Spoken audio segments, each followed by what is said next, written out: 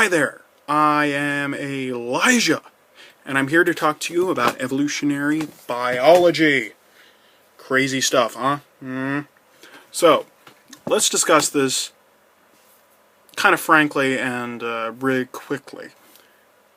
Is religion an adaptation? That's a very interesting question, because it poses all sorts of things, is religion good for a species or bad for a species?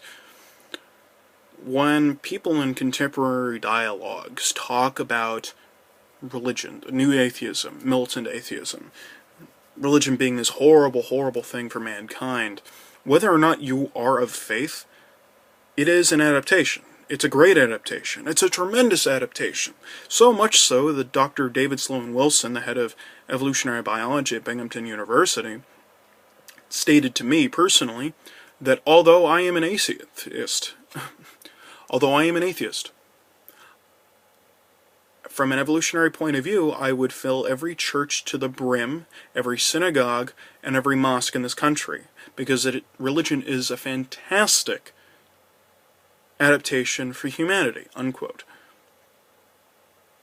Mind you, this is the same man who believes that religion is purely a construct of mankind.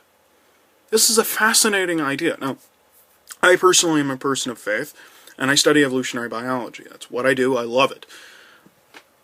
But one, honestly, and absolutely intellectually and objectively, and this is where I'm coming from here, I am not coming here to spew my own religious views, that's why I'm not wearing a yarmulke,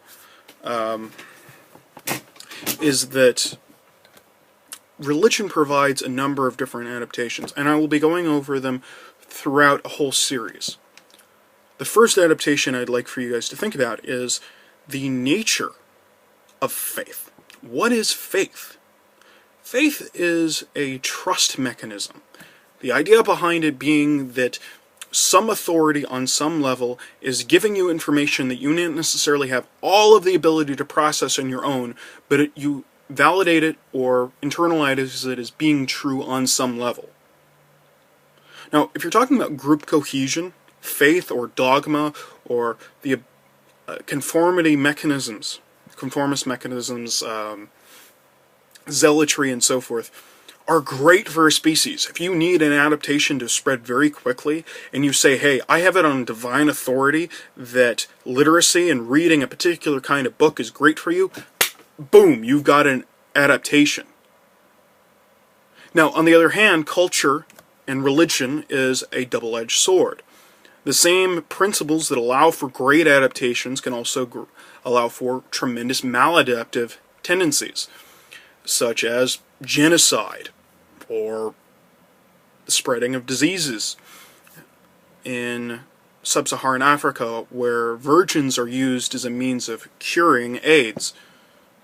That's maladaptive because of religious beliefs, and they're very, very difficult to remove from a general populace.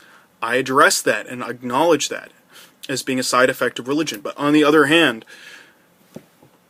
religious precedents have unilaterally spread more diffusion, the process of cultures interacting with each other and spreading of technology and wealth, than any other mechanism on this planet, ever. Literacy has been spread through Christian missionaries going from one country to the next. The Muslims who proselytize throughout Southeast Asia and the rest of Africa and many parts of the world spread algebra, among many other things. Jews, the influence of the sanitation practices that come along with ritualized Judaism, fascinating and absolutely great adaptations that are intrinsic to the whole belief system. Jews have to wash their hands before bread, and they're not allowed to touch dead bodies.